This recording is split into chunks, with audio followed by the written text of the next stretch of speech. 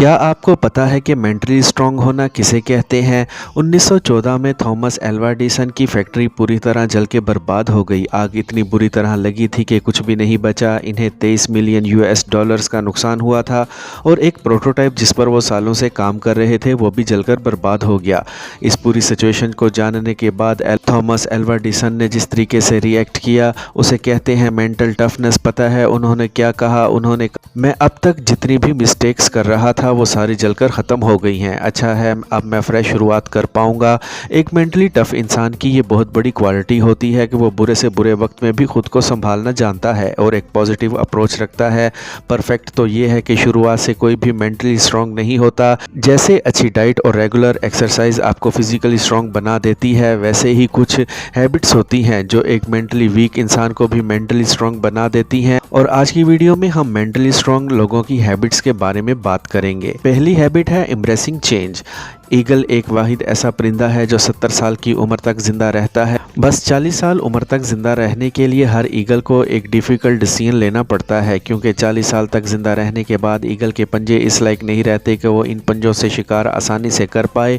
उसके पंजे कमज़ोर हो जाते हैं और लचकदार भी नहीं रहते, और उसकी तीखी और लंबी चोंच भी काफ़ी मुड़ जाती है और उसके पर इतने मोटे हो जाते हैं कि उसके लिए उड़ना भी मुश्किल हो जाता है। और 40 साल की उम्र में यही वो टाइम होता है जब एक ईगल के पास सिर्फ दो ही ऑप्शंस होते हैं।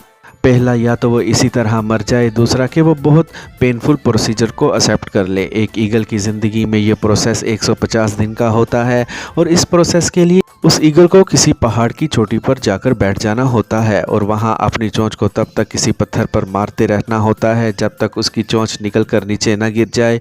और चोंच के अलग हो जाने के बाद ईगल एक नई चोंच के उगने का इंतज़ार करती है। जब नई चोंच उग जाती है तो उस तीखी और मजबूत चोंच से वो अपने पंजे उखाड़ देती है और फिर से नए पंजों के उगने का इंतजार करती है। जब उसके नुकीले से नए पंजे वापस आ जाते हैं तो वो अपने पंजों से मोटे और पुराने पर भी नोच लेती है ताकि नए और हल्के पर उग आएं। और फाइनली एक बेहद दर्द भरे 150 दिन के बाद एक ईगल नई जिंदगी की नई उड़ान भरती है एंड अपनी ज़िंदगी के बचे हुए 30 साल जीना शुरू कर देती है। मसलन सर्वाइवल और ज़िंदगी को जीने के लिए एक दर्द भरी चेंज को एक्सेप्ट करना ही पड़ता है। और याद रखो, जब बारिश होती है ना तो सारे परिंदे बचने का कोई ना कोई ठिकाना ढूंढते हैं। अलबत्ता ईगल एक ऐसा परिंदा है जो बारिश से बचने की कोशिश करने की बजाय बादलों के ऊपर उड़ने की औकात रखता है। इसलिए एक मेंटली स्ट्रॉन्ग इंसान भी हर मुश्किल को चेंज एम्ब्रेस करता है और उसे एक्सेप्ट करके उस चेंज से गुजर कर खुद को मजबूत बनाता है और उससे घबराता नहीं है। दूसरी हैबिट है इस्टेब्लिशिंग बाउंड्रीज। याद करो कि लास्ट टाइम ऐसा कब हुआ था जब आपको कोई ऐसा काम करना पड़ा हो जिसकी वजह से आपका पूरा शेड्यूल और पूरा प्लान बर्बाद हो गया और बाद में आपको एहसास हुआ कि काश आप उस काम को मना कर देते तो शायद आप अपने बाकी के इम्पोर्टेंट काम कंप्लीट कर पाते। अगर ऐसा आपके साथ अक्सर होता है तो सॉरी, शायद आप इतने मेंटली स्ट्रॉन्ग इंसान नहीं हो, क्योंकि एक मेंटली स्ट्रॉन्ग इंसान को उसकी बाउंड्रीज मतलब उसकी लाइन ऑफ कंट्रोल का पता होता है। उसे पता होता है कि उसे किस काम के लिए नो बोलना है और किस काम के लिए यस, उसे किस कन्वर्सेशन का हिस्सा बनना है और किस कन्वर्सेशन का नहीं, उसे क्या खाना है और क्या नहीं। एक मेंटली स्ट्रॉन्ग इंसान को ये सब बहुत अच्छी तरह से पता होता है। मतलब एक मेंटली स्ट्रॉन्ग इंसान बहुत ज़्यादा सिलेक्टिव होता है। अब तीसरी हैबिट है the power of sacrifice. Human psychology को समझने वाले लोग ये अच्छी तरह जानते हैं कि sacrifice build resilience, resilience build strength, strength build power and power build purpose. इस चीज़ का एक परफेक्ट एग्जाम्पल है विराट कोहली। 2017 में मैंने एक आर्टिकल पढ़ा जिसमें लिखा हुआ था कि विराट कोहली कितने बड़े फूडी थे, उन्होंने mutton roll, butter chicken, chole bhature वगैरह डिशेस कितनी पसंद थी।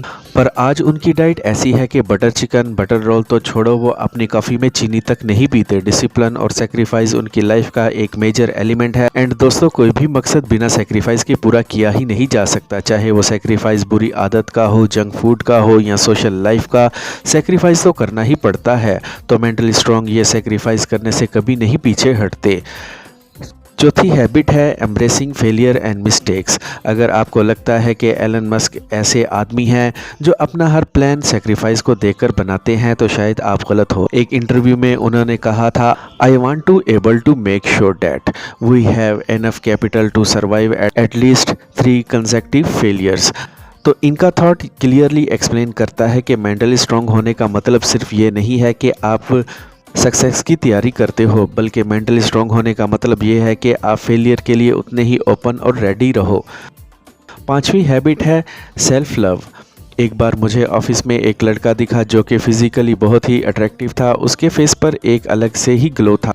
मुझे लगा कि शायद ये एक न्यू जॉइनर होगा जिसने हाल ही में कॉलेज कंप्लीट किया है और अपनी कॉर्पोरेट लाइफ शुरू की है।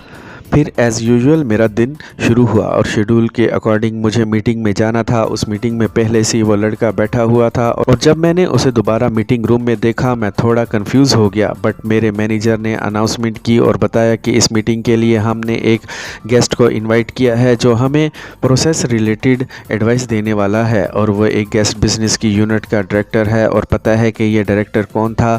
वो ही यंग दिखने वाला लड़का। एंड मीटिंग के बाद मेरी जब उस डायरेक्टर से बात हुई तो उसने बताया कि वो बिज़नेस की एक बहुत ही क्रिटिकल यूनिट हैंडल कर रहा है और उसका शेड्यूल फुल पैक्ड रहता है। पर सबसे पहले वो अपने दिन की शुरुआत अपनी फिजिकल और मेंटली हेल्थ पर काम नहीं कर लेता, वो अपने दिन के काम शुरू ही नहीं करता।